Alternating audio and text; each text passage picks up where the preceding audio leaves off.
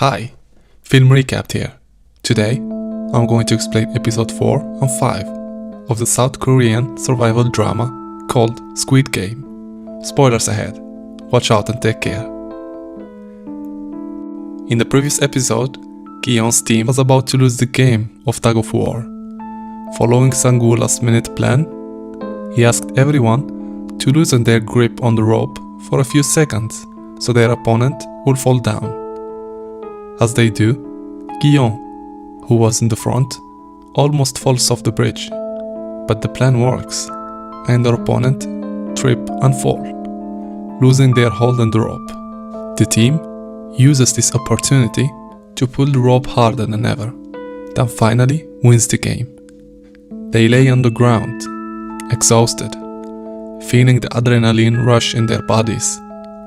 They return to the room to see the Yeoksu's team talking to each other. Minyu stares at the man, subtly telling him she doesn't need him anymore. The group then sits together while talking, and Minyu tries to charm everyone so they will favor her. As they talk, it is announced that the lights will be off in some minutes. They know people might start killing at night, so the group plan to make some barricades and stay awake in pairs to keep watch. As they try to build a safe zone using the bunk beds, the Yeoksu approaches Gi-yeon and makes fun of him for thinking the beds can stop them from being killed. Gi-yeon, on the other hand, warns him of his own teammates. They can turn their back on him and he might be the first target.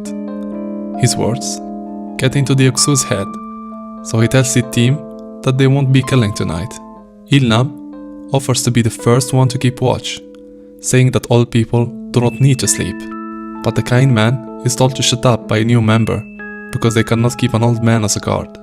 Soon the lights go out and Sang-woo and Ali stays awake to guard the others. Ali thanks Sang-woo for saving his life today and hands him a corn that he had saved for him. Sang-woo shares it in half, and the two enjoy the corn while talking. He asks Ali to call him Hyung, which means big brother in Korean. They share stories about how they end up in the game. After a while, Sang-woo wakes Gi-yeon for his turn to watch. The Yeoksu also can't seem to fall asleep, with the fear of being killed. Meanwhile, the police officer Jang-woo is taken to the room where some staff secretly harvest the dead players' organs. He finds out that the man he killed on the ship, he was also involved in the secret program. The doctor, he gets into an argument with the staff for being slow. Back in the room, Il-nam joins Gi-yeon to keep watch. Gi-yeon tells him how he was not paid for 10 years worth of work because the car company he worked for was at loss. Il-nam sympathizes with him and starts having pain. Gi-yeon realizes that the old man has a fever. He makes him lay down but doesn't have water to help him reduce his fever. Sae-byok offers him some, and the two put Il-nam to sleep. It is now their turn to keep watch. Meanwhile, the doctor gets done harvesting the organs and hands them to Jung-woo and another staff, who are supposed to dive underwater to give them to buyers in the sea. After they leave, he asks the other about tomorrow's game, but it turns out even they don't know what it will be. The doctor freaks out, saying that he will be killed if they don't tell him. He holds one of them hostage and asks the other staff to figure out about the next game. They get into a fight, leading the doctor run out to the hallways. But he gets lost in the maze and doesn't know how to return. A staff member follows him to the playground where the game Honeycombed was played. He asks the doctor to calm down because if they get called, all of them they will be killed. The guard shows his face to get trusted. The two are talking when suddenly the front man shoots the staff. He then says that he doesn't care what the staff does with the dead bodies, but they aren't allowed to tell the players about the games. That ruins the main essence of the facility, that is equality. Then he kills the man, while the other staff shoot the doctor dead. At the same time, Jang-woo and the staff member go down through an emergency exit, which the man claims are for the VIPs.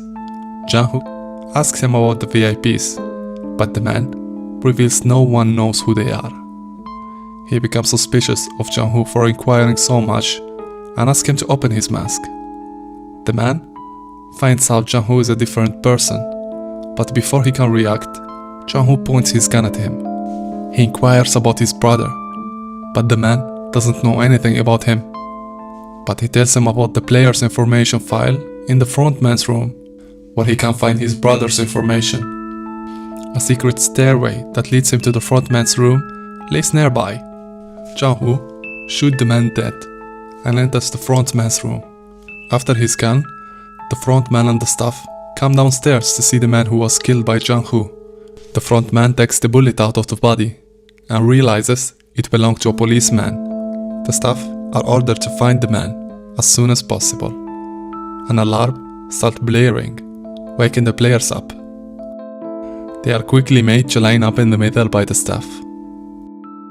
Il-nam refuses to get up because it turned out he had peed himself at night.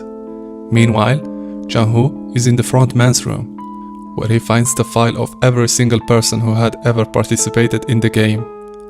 He figures that the game have been played for many years now. The players are then made to stand in lines in the middle of the room. Ki-yeon helps Il-nam by tying his jacket around the old man's waist, so he wouldn't be embarrassed. After that, the players are then taken outside through the halls, where everyone is horrified to see the dead bodies of the doctor and the staff who helped him being hanged in the ceiling. An announcement is made saying that this will happen to anyone who breaks the rules for his own benefits. In the frontman office, taking pictures of the documents he thinks are important, he is searching for his brother's file and finds out that he was a winner of the games back in 2015. Then he hears a phone ringing outside. The front man comes into the room and picks it up. He talks to a foreign man about a minor disturbance that happened between the staff and assures the person on the other side everything will be good when the VIPs arrive.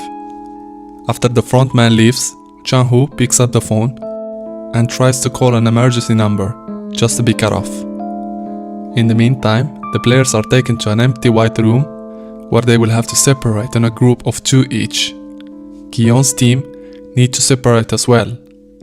They look at each other in confusion, knowing that they will have to go against each other now. Sang-woo asks Ali to be his teammate, and the two shake hands.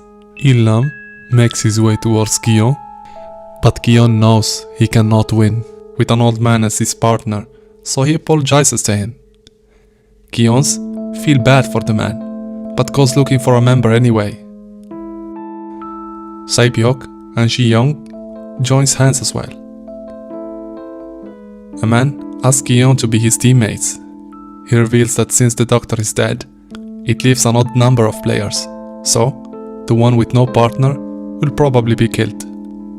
Ki-yeon looks at Il-nam sitting alone in a corner and feels awful for abandoning him, so he asks the old man to be his partner.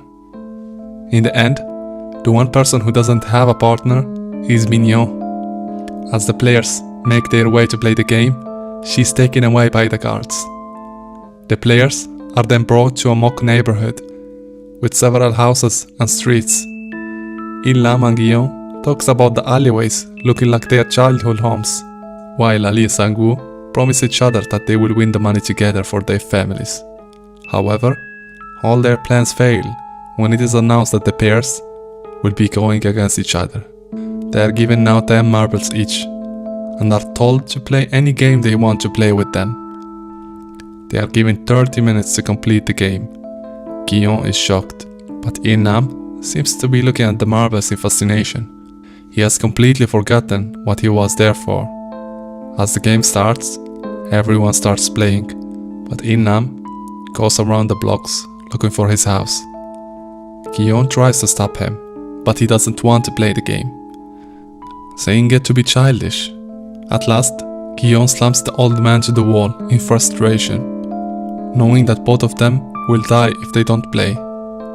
Il-nam trembles in fear and accepts to play with him. At the same time, Ali and Sang-woo, who treat each other like brothers, have to go against each other. Ali doesn't want to play the game, but Sang-woo insists they do, or else both of them will lose. Ali doesn't even know how to play it, and Sang-woo teaches him. One of them will have to keep a certain number of marbles hidden in a fist. The other one will guess if the number of marbles in their fist hand is odd or even. If their guess is right, all the marbles the person is holding will go to the person who made the correct guess. The two start playing, and Ali makes the right guess at first, taking 2 of Sang-woo's marble. Eventually, Ali wins all the Sang-woo's marble except 1. When people start dying, Sang-woo claims that he has a way they both can win. An innocent Ali, who doesn't want to be the reason why Sang-woo dies, listens to his plan. Sang-woo claims that at the end of the game, people are not going to agree on a winner, because they will nitpick the rules. The staff will then have only one way to continue, that is to make one team go against another. So they make a deal to go around the playing zone looking for the players who are older, so they can go against them at the end. Ali still doesn't understand Sang-woo's plan, but agrees to do whatever he wants because he trusts him. Sang-woo makes him wear his marbles bag on his neck so no one can snatch it. Meanwhile, Ji-young and Sae-byok not knowing what to do. Sae-byok, being from North Korea, doesn't know any marble games, so Ji-young offers to teach her, but both girls do not want to play for 30 minutes, so they decide to just talk for the most of the time and bet all their marbles on one game at the end. Sae-byok, who normally doesn't like to speak much, reveals that her father died while trying to cross the border, and her mother was caught by Chinese police and sent back to North Korea. She wants to buy a house and bring her mother back after she wins the money. Ji-young laughs, saying that she could do a lot more with that money. Sae-byok innocently claims that she wants to visit Jeju Island, to which Ji-young offers to go together. They realize that it cannot happen, because one of them will die today. Ji-young then reveals that she killed her abusive father and went to prison. She has no motive to live for, even if she wins the money. In the meantime, Il-nam and Gi-yeon start the game, and Il-nam wins 5 of Gi-yeon's marbles in just the first round. As they go on, Gi-yeon is left with only 1 marble. He nervously guesses odd for the number of marbles inside Il-nam's fist, only for it to be even. Gi-yeon loses the game. However, Il-nam forgets what Gi-yeon has predicted, allowing him to chase his answer. Starting that round, Gi-yeon uses Il-nam's dementia to win every round. At last, Il-nam has only 1 marble left, but he starts looking for his house again instead of playing. Similarly, Deok-soo also wins the game when his marble accidentally falls into the pit. Now, only 3 minutes of the game are left. Ji-young and Sae-byok decide to throw 1 marble to the wall. The one who throws the closest will win. Sae-byok goes first and does pretty well, but when it is Ji-young's turn, she drops the marble on the ground lazily, making Sae-byok's win. Sae-byok corners her and asks her to go again because it isn't fair. However, Ji-young's claims she have nothing to live for, unlike her. They say their last goodbyes before a staff member shoots Ji-young dead. Ali, on the other hand, goes looking for Sang-woo. Because only a few minutes of the game are left, he realizes that his friend has betrayed him. Sang-woo has exchanged Ali's marble with stones.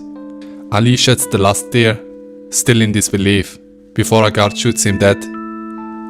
Now, only Il-nam and Gi-yeon are left.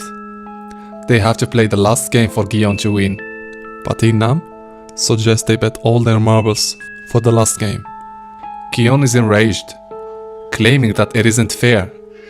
To Gi-yeon's surprise, Il-nam reveals that he knows Gi-yeon was cheating on him.